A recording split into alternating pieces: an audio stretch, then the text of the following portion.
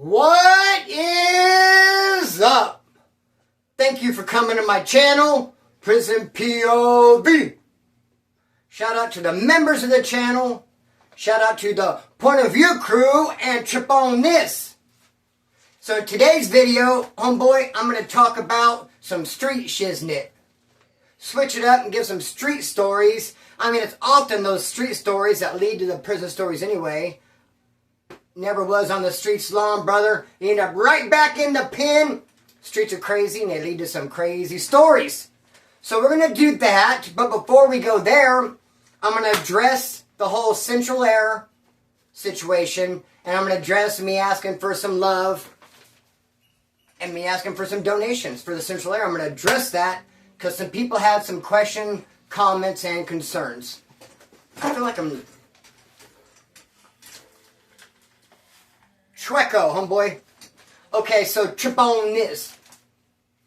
A few people said, Splinter, get you, sorry to hear Central Air went out, Splinter, get you a window unit. Some people said. And I'm glad they brought that up because it gives me an opportunity to shout out my good homeboy. So Big B from NC, shout out to you, brother, much love. He shot me a portable AC. Like the best one you could have with the BTUs, 1400. Just a really cool, cold-blowing portable AC. It's better than any window unit. And I love it, and it's cool, and it does cool down the immediate area. It's out there right now. Sue's enjoying it. But it does nothing for the rest of the house. I mean, we're straight up baking in here. You notice Road Dog Chucky? He's not even on the bed like usual. He's on the floor. Because he realizes that heat rises, brother, so he's down there being as cool as possible. So the portable AC is out there. It's cool. It does what it's supposed to do, but it does nothing for the rest of the house. And I have a lot of dogs, brother, and a lot of those dogs are on keep-away status. Chucky cannot be around little boy. Miles cannot be around Sugar. So I can't bring all my family, Sue and all my dogs in this one room, set up the portable AC right here, and we all kind of just stay cool camping in this room. I can't do it because the dogs are on keep-away status, and it just wouldn't work. I got to get this Central Air fixed. I'm going to get it fixed, brother. I don't care if I got to start slinging pictures of Sue's feet. But it'll actually be my feet, won't it? So I was like, hey, I got a picture of Sue's feet online. Where you at? 2 for 1. People hit me up, I want a picture of that foot, but it's my foot. Hairy toes, infected toenail and all that, brother. Hey, I'm just clowning around, but you know what? Shout out to those of you who recommended and gave the good advice on a window unit. It's not going to fully work. It's not going to solve the problem. It's a Band-Aid. And it works with lower temperatures. I mean, it's 90 degrees in this house right now. The portable AC isn't bringing down like the temperature of the house. Like I'm saying, it's keeping the immediate area around it a little bit cool. But what do you think is going to happen when it's 107 next week and it's 105 in the house? It's going to be hot schmott, brother. I got to get that Central Air fixed, homeboy. And so now, it's not uncommon for a content creator to say, hey, can you give me some donations so I can get a better laptop, so I can get a better camera, so I can get a better ring light, a better speaker. I need to update the studio or whatever for your guys' viewing pleasure. It's really not uncommon for content creators to say that. And that's kind of like what I'm saying. Just I would appreciate a little bit of help. It's going to make your viewing experience better because it's hot schmott in this bad boy. It's going to come to a point where I'm just like, and then I came out of the cell. Snatch that dude up by his motherfucking head, homeboy, threw him up the top tier, dog. I mean, it's going to come to a point where I'm just like, no, it's not going to come to that point. I can't let it. But if I let it, dude, I'll be doomed. Dude, it's going to be 107 next week, dog. It's going to be 105 in this house. I guarantee it, dude. I will go live and show you. So, yeah, because even that last story on the video I did yesterday, the first story on that dude, Tio, that story went well. I told her how it should have went. The second story on Flea, which is kind of a classic. I've told that story before. I could have done a lot better. I was disappointed in it. I was considering just doing the whole video over based on that. I left out a lot of details. It just didn't. I could have done it way better. But by the time I got to that story, dude, I was hot. I was burning up in here. I was losing focus. So the heat does affect me. You can see it in that flea video. So all I'm saying is I just got to get this central air fixed. I appreciate everyone who's shown me love. Like I said, I'm going to write your names and put them here. Now, several people have offered, hey, to walk me through it. Now, there's no one from Bakersfield who does HVAC who said, Splinter, I'll come over and I'll work on it for you or show you how, work on it with you. I mean, Money Mike comes to Bakersfield for work. He offered to help me out. But several people offer to do it through, gosh, I can't even think the words right now, brother, through webcam or through FaceTime. People offer to do it through FaceTime. We'll get the cameras and the phones going. I make a video, show them they see, send them the video, or we do FaceTime live. You know, they unscrew that. So some people offer to walk me through it, and we'll take that route, but I still got to get the parts, and I'm just saying I just got to fix it. And so I did ask for love from the Point of View crew. You know, I apologize if that offends you. I hope it doesn't. And you know what? It's for daily content, brother. And some people even recommended, hey, Splinter, get a job. You want your central air fixed, get a job. Well, I kind of have a job right now with YouTube. And I think I'm proving that by the content. I'm doing daily content. I didn't post last weekend. I'm experimenting with taking, Saturday and Sunday off, which we're not going to do that no more. Fizz like that. 7 days a week, homeboy. I'll keep it real with you. I make about $70 per video. So if I post 7 days a week, that's like $490, $500 a week. We can live off that. I didn't post every day this month because the first of the month I was kicking that Freddy. Took a good 10 days off to lay down and lick my nuts, homeboy. I was forced to. I just didn't have the energy to do it. So people say get a job. I have one. I'm doing the YouTube thing. And I think the majority of you would rather have daily uploads than me go get a job. Now I am looking for side jobs. There's this old couple, Jack and Carol, I work for. They have horses, like a horse farm. I go out there, could earn $150 sweeping up and taking care of the horses and cleaning up and feeding them. I'm going to hit them up. My old boss, Bear Shell, I just saw him. He does color coding and plaster on houses. I hit him up. Hey, man, got a house I could jump on with you? So I'm trying to look for some side jobs. I'm not looking for a 40-hour per week job because that'll cut out the daily uploads.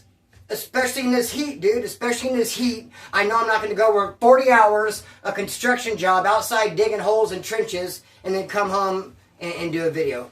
I know it won't work like that. So I'd rather do daily uploads, dig into this YouTube stuff. Bro, I think that's better for all of us, homeboy. So yeah, I'm looking for some side jobs. But me and Bear Shell ended up on bad terms. I mean, we ended it kind of rough. Because I was doing a house with him. I was doing a color code house for Bear Shell. And it was an ugly ass color too. It was like an orange.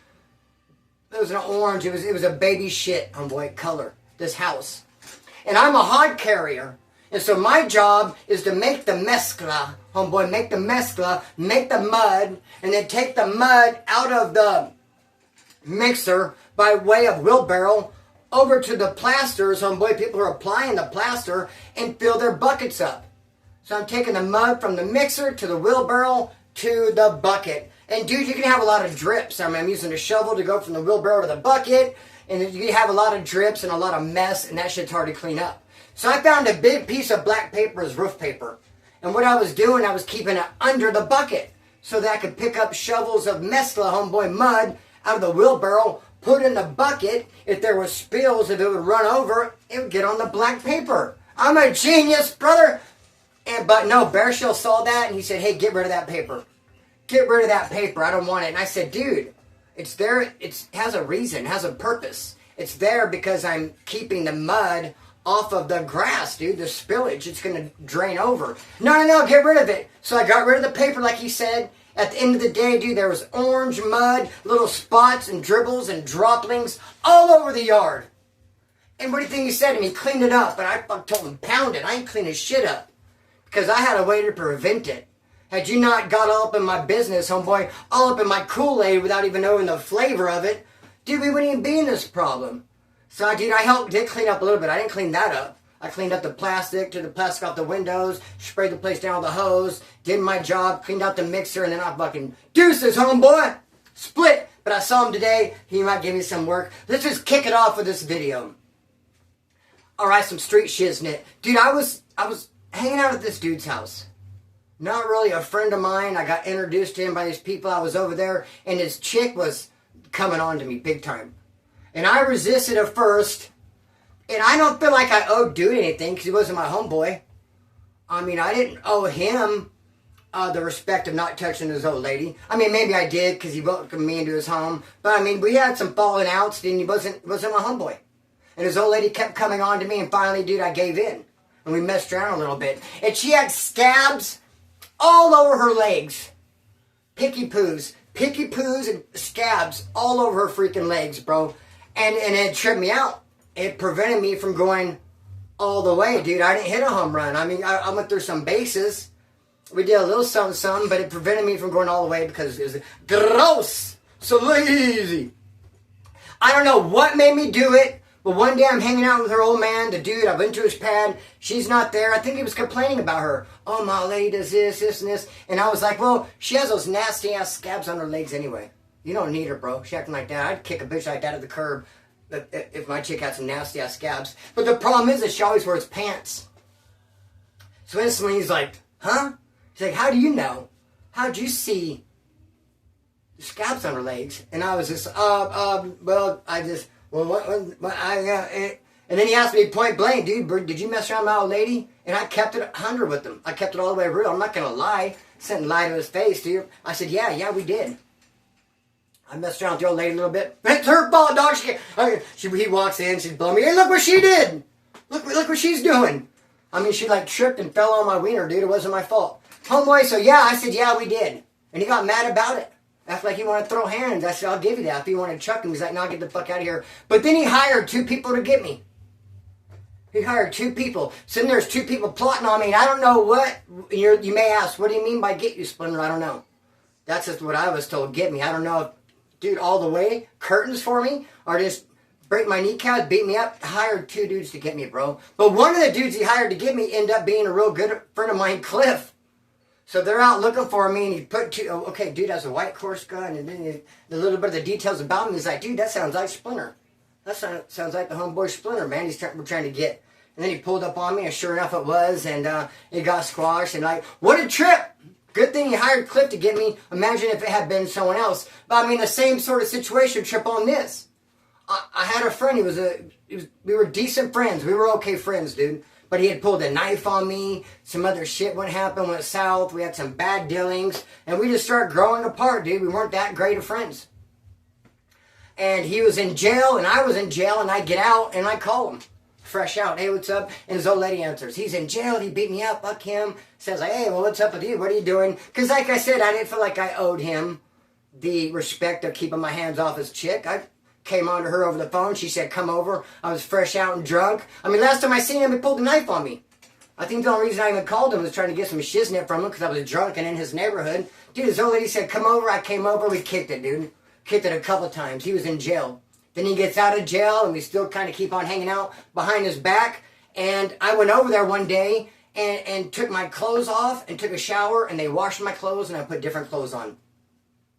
And the clothes that I took off when I took the shower and they washed, they put like in a box, like a little drawer, like up in the garage.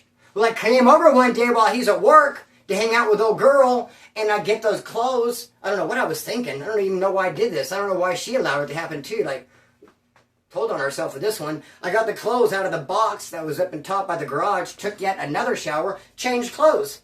Took the ones I was wearing off, now we're going to wash those. Then I came over later on that day. Whoop. And the first thing he said was, how do you have those clothes on? Those clothes were, and he went and looked, he's like, those clothes were up here. We washed them for you, took a shower, we left them here. You must have came over while I was at work. And you know what, yeah, I did. Yeah, I did come over while I work, bro. And he asked if I was messing around with his old lady, but that time, even though I was, I said no on that one. I was like, no. Because I didn't want to get her caught up, dude. It was going to be a crazy thing. She was trying to kick him to the curb, and I caught myself in a crazy old thing. But he ended up pulling a knife on me again for the second time. I guess he had some hard feelings about me being over there and getting those clothes, so I went back over there. I should have known better. At that point, when he's like, dude, how'd you get those clothes? You must have been over here while I was at work hanging out with my lady. I should just quit going over there and be like, all right, I'm getting myself in somewhat of a cross. I went over there, dude, and he pulled a knife on me again. And the only reason that he didn't start sticking me is because the guy I was with took off running. Dude, that has happened to me more times than I could even shake a stick at. Dude, if I had a nickel for every time I was confronted, someone pulled a knife on me or someone swung on me and tried to fight me and the person I was with took off running, dude, it's happened to me more than I care to admit. I gotta start hanging out with some more solid individuals. This fucking dude ran. And I made him like stop from commencing to the sticking. Commencing to the sticking. Commencing to the sticking. So alright, we're gonna kick off with the main video. The main story. Let's just get into it. Let's get it. Let's go. So I got this girlfriend. I'm kind of living with her, and I'm staying at her grandparents' house, you know. But what's weird is her grandparents liked all of her boyfriends except me. All of her boyfriends, ex-boyfriends that this chick had, her grandparents accepted with open arms. Freddy welcomed them in their home, just loved them, and just told everybody how great they were. I mean, she had this boyfriend named Mooch. Her grandparents just loved Mooch. I mean, you'd think I asked for a lot of favors. I mean, how much do you think Mooch asked for? Hi, my name is Mooch. Can I have a Pepsi? Can I have some gas money? Can I have a ride to the store? Can you give me a jump? Dude, a jump is the worst, bro. I will do anything in the world for anybody, even a stranger. If someone says, hey, I need a ride, and you go over here, even a stranger, jump in. Someone wants a shirt off my back, here. Someone wants some change, someone wants $1, dude, I'll give whatever, bro. But when someone wants a jump, I'm like, oh, I don't know about that. I could be coming out of the store, someone's like, hey, excuse me, sir, can you give me a jump? I'm like, oh, hell no, bro. Because I think if I give you a jump, it's going to blow my car up. I mean, sure, we could break out the jumper cables, I'll go to jump you, but snarf, too bad for me. Now my car's dust. Now I have a blown engine. Because I gave you a jump. Obviously, it's going to fuck me up, so I was like, no, I don't have cables. They're like, I do. Look at my cables. I was like, no, my battery's already...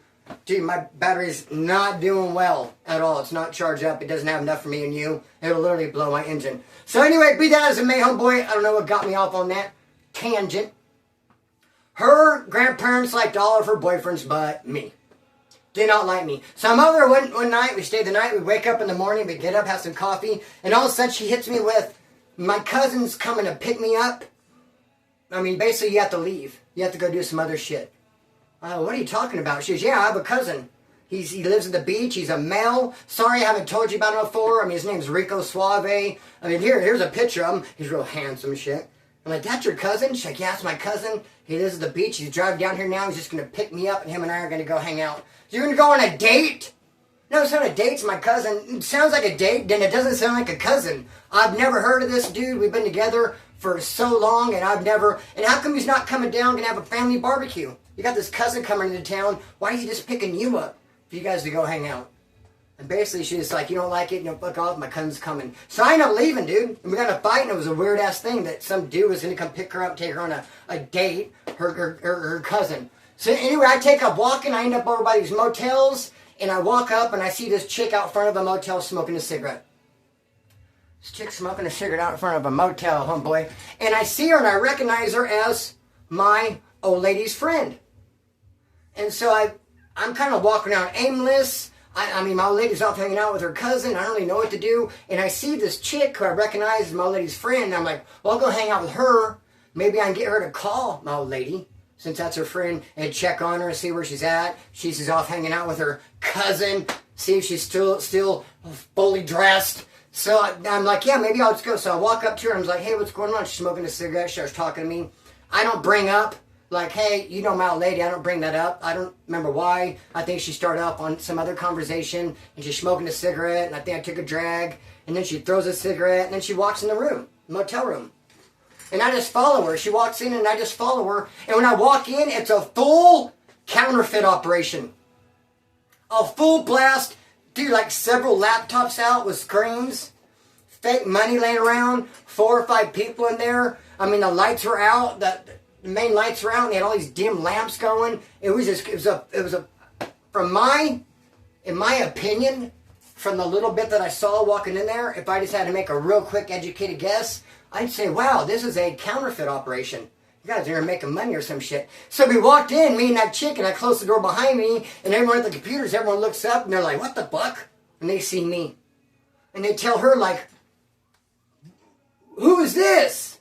Some of them like started to close their laptops, and they started to put like towels on top of the money, and they're starting to hide themselves. Now I'm feeling awkward and uncomfortable, like I seen something maybe I shouldn't have seen. And they're like, who is this? Why'd you bring him in here? And she's like, oh fuck, I didn't invite him in. She's like, dude, what are you doing? I was like, oh, I just followed you in. I thought it was an invitation. She's like, no, I gave you a drag of my cigarette. I said bye. I walked in. She goes, what? No, it's like a weird thing, dude. I thought she invited me in. I followed her in. And now these people are tripping on her, and they tell her, get rid of him. You get the fuck out of here. You take him and get rid of him. So she's like, all right. She's like, come on. So I walk out with her. I'm like, hey, my bad. I apologize. She's clearly pissed off. And we go get in this little red car and we start driving, dude. And she's bitching me the whole way. Like, man, why the fuck did you follow me in there? I didn't ask you to come in. I don't even know you. You just followed me in there like that. You got me in a lot of trouble and just started talking a bunch of shit to me. And I was like, fuck, dude. I'm just tripping out. Like, why did I do that? And I'm trying to think back. What the fuck just happened? And then finally she looks at me and she goes, oh, I know you. You're Charlotte's old man.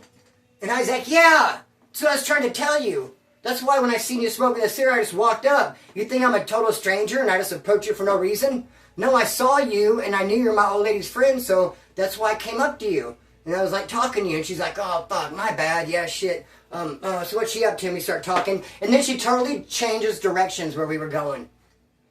And in the split second she did that, it went back to my mind when the people in the motel room said, get rid of him. And I start thinking, wow, what did they mean by that? Was it an allegory, homeboy? Was it slang? Like, go drop him off at the store. Like, take him to his grandma's. Get him the hell out of here. Or was it like, put him 6 feet deep. He seemed too much. Take him to the executioner's house. Take him to hell, homeboy. I mean, what exactly they mean by get rid of him? Because she was driving to get rid of me. And then when she realized that she knew me, she changed direction and changed course. It was the weirdest thing, bro.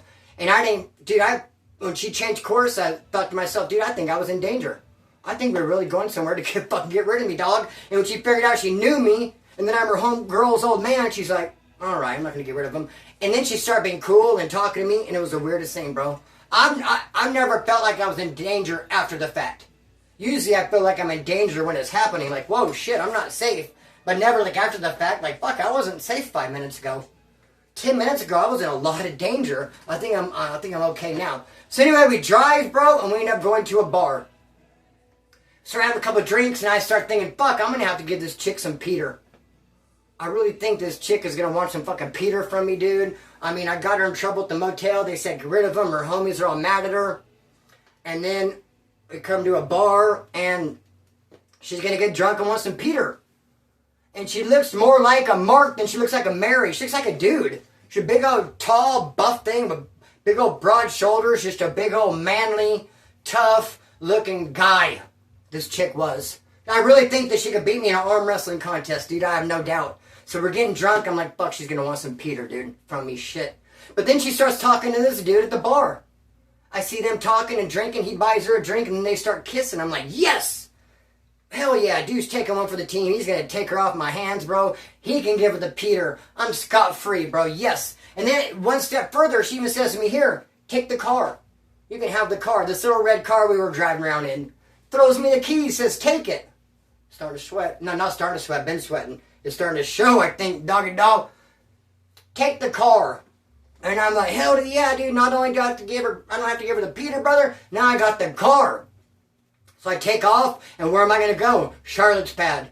It's nighttime now. It was 7 a.m. when she freaking told me to get out. It's like 9 p.m. now. I know I didn't tell you everything that happened in between 7 a.m. and 9 p.m., but it was crazy.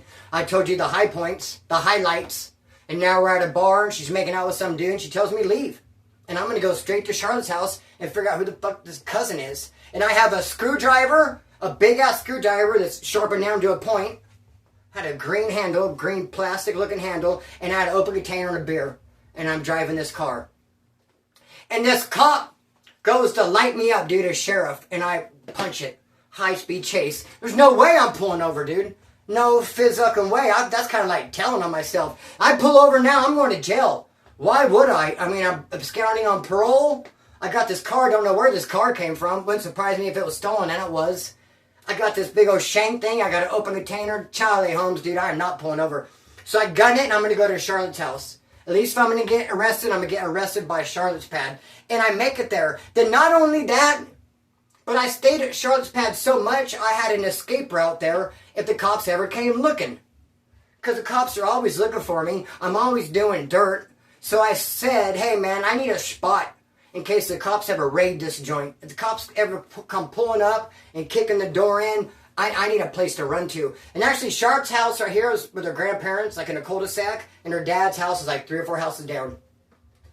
And in her dad's house in the backyard, the people who lived behind them had a big-ass tree. Bigger than my big-ass tree in the front yard, bro. A big-ass tree with a shed next to it. And I always thought, dude, if the cops ever come, I'm going to jump a fence, I'm going to get in between that shed and curl up in the fetal position and hide underneath that fucking big-ass tree.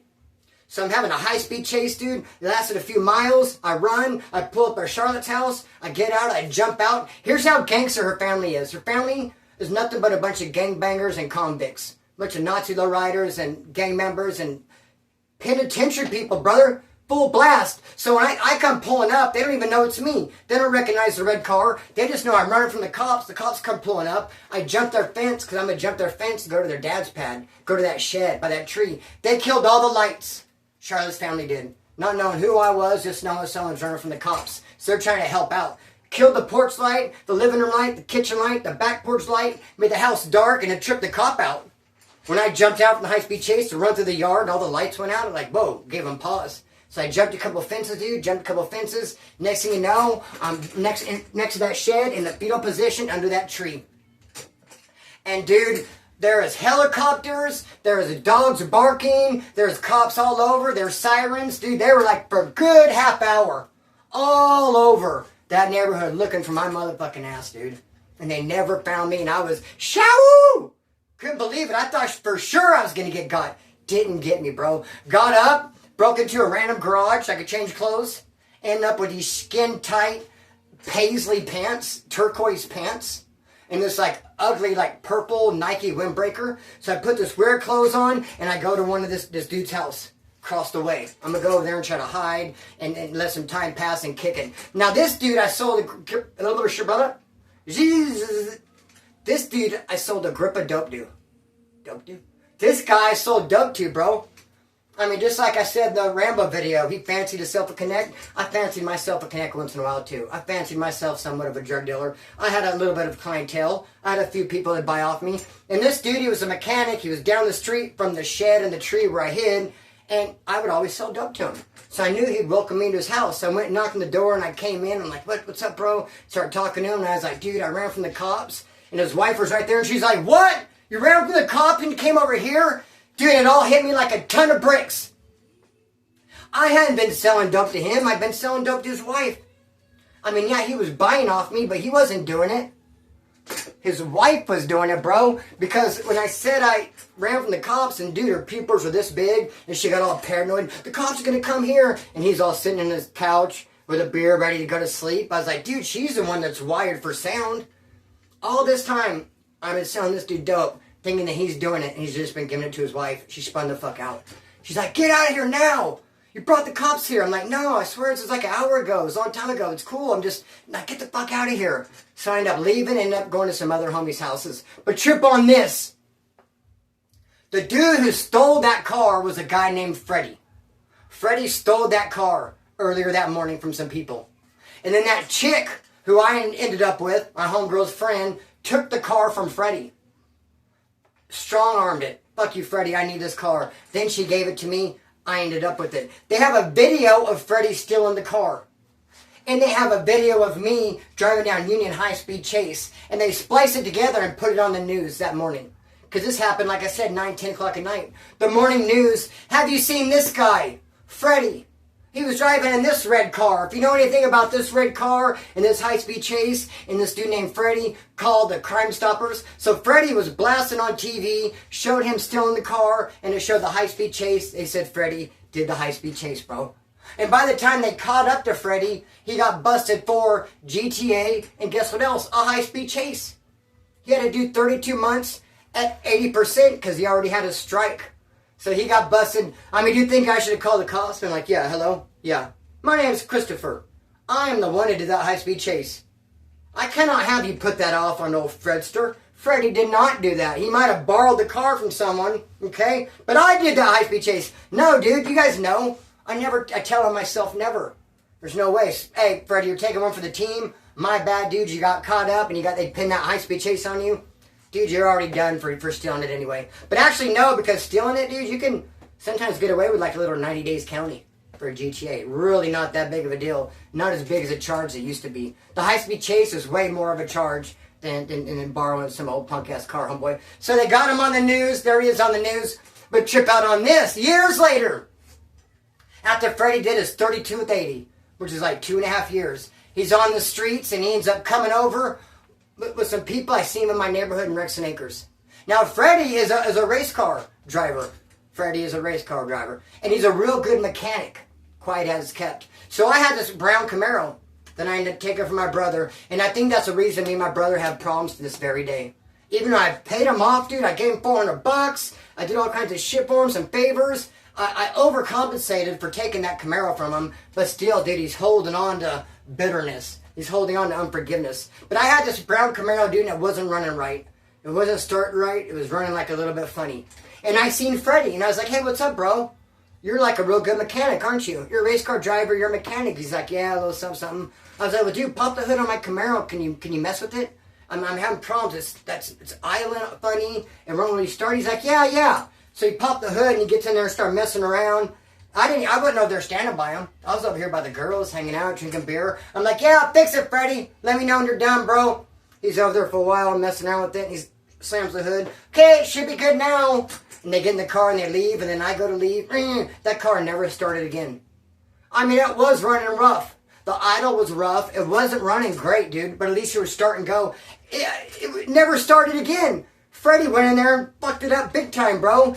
He must have also been holding on to some, hey, unforgiveness, animosity. He knows it was me who did that high-speed chase. He had to go do time on my high-speed chase. But what do you expect me to do? Turn myself in, Freddy?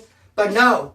What I can be expected, what's expected of me, is to not ask Freddy to fix my car. Come on, Splint Dizzle, how stupid can you be? You're going to ask the guy who did time on your felony to fix your car. And all he went in there is fucked it up worse. So I'm going to cut the string and let it fly. I super, double, triple appreciate everyone who helps me out with getting this central air fixed. I mean, I'm sweating my balls off, homeboy. I mean, look at my road dog Chucky. He's not even in bed like he always is. He's on the floor, dude. He's hiding from the heat. It is miserable in here, and it's only 90 degrees in this house. It's going to get much worse next week. I appreciate all love. Even if people walk me through it, tell me how to fix it, I still got to buy the parts. I know I'm going to need... I'm going to have to fix it, dude. So I just appreciate everyone who's showing love. But I'm doing my part, daily videos. And everyone who kicks in and shows love, I'm going to write their name right here. Look, I'm already building a thing for it. Don't look like much yet, but I can get a lot done with this. I'm going to put... writing everyone's name right there. I'm going to get down with the homeboy with some graffiti style. So I'm going to cut the string and let it fly. Peace.